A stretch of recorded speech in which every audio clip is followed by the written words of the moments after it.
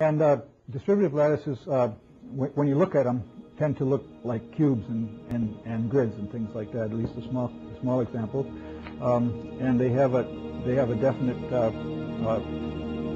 structure made out of little cells,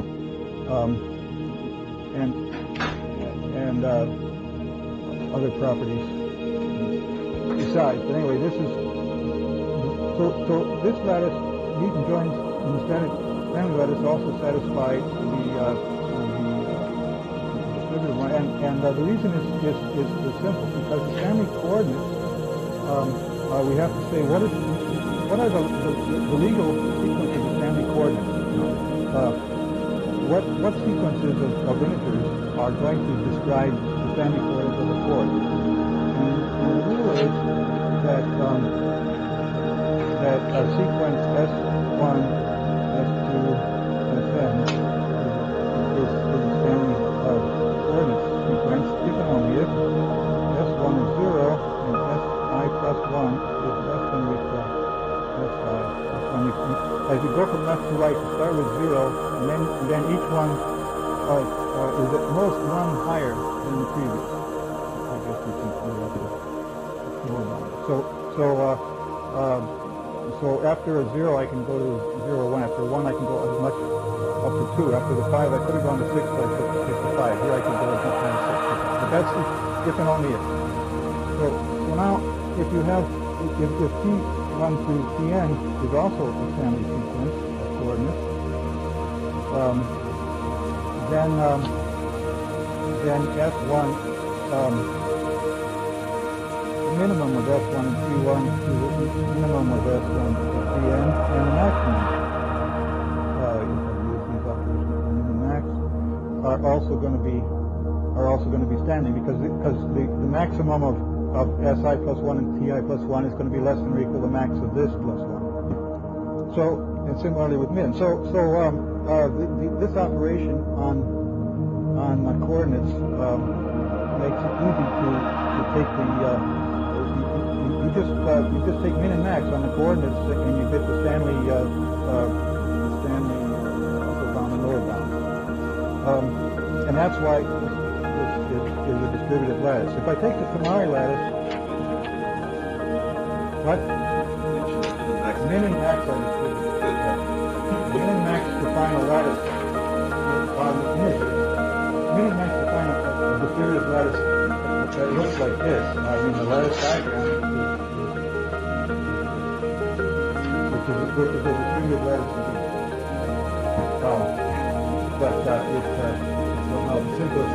In fact, I have another theorem that I could embed all the torus into a lattice that has this structure, just by lexicographic order, Stanley coordinates. So then one thing less than another.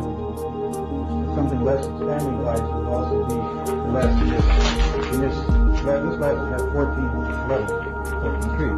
So here I've taken the Stanley coordinates, I converted them to Tamari coordinates, the equivalent of Tamari coordinates, and put the things in the same place, and draw again the covering relations in the Tamari lattice.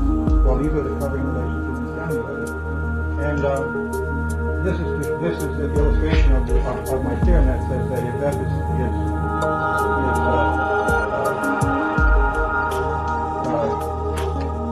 related to G by Tamari, meaning that if I take any one of these red lines here, then that's going to correspond to some path in the Stanley lattice. This one's less than this, and eternal judge watching you. Now, what can you do with a situation like that? If that's the way things really are, you don't know whether this Lord has a sense of humor, and whether you can say to him, hey, look, don't take such an advantage of me like that. Turn down that light a little. Close off your eyes sometimes. You don't need to be all that particular. You know I can't do anything to you. I can't knock you over. Why do you need to bug me all the time? The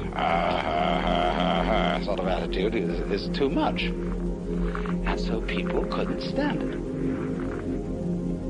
You know, 600 years of it was enough. And it became intolerable, really intolerable, because everybody knew they were sinners and that they were doing all the things against the rules in the book, and nobody could possibly put up with it. So the only thing they could do to relieve themselves of this horrible father figure was to make out that the universe didn't have a father at all. That it was really an orphan, not even virgin born. It didn't even have a mother. In other words, in order to escape from the mythology of a conception of ultimate reality, which was much too intelligent and much too nosy, people had to invent a conception of the ultimate reality that was completely banal and dead. So the second Western mythology is the mythology of the mechanical universe, which is a fluke emerging from a process of absolutely blind energy.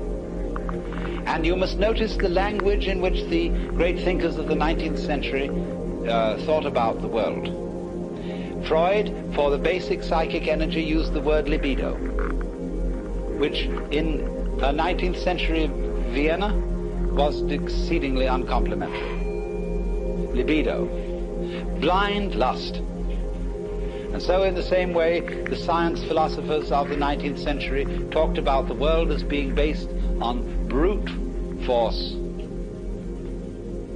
unintelligent energy, and worked out a conception of man as a really rather unfortunate natural fluke.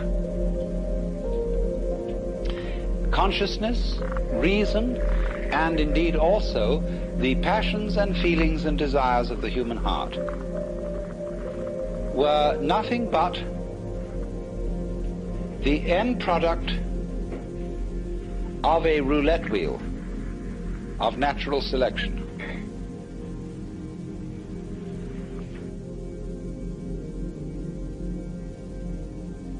It's a most curious paradox that those philosophers of the 19th century who denied the supernatural origin of man and who insisted that man is simply a part of nature, one of the members of nature, nevertheless set up a state of alienation between man and nature without precedent. I am a part of nature. I am something that nature fluked into being, but nevertheless this fluke is something that nature doesn't care about. It doesn't care about my ego and its future. Put a state of some state A here and some state B here. Put a state of some state A here and some state B here.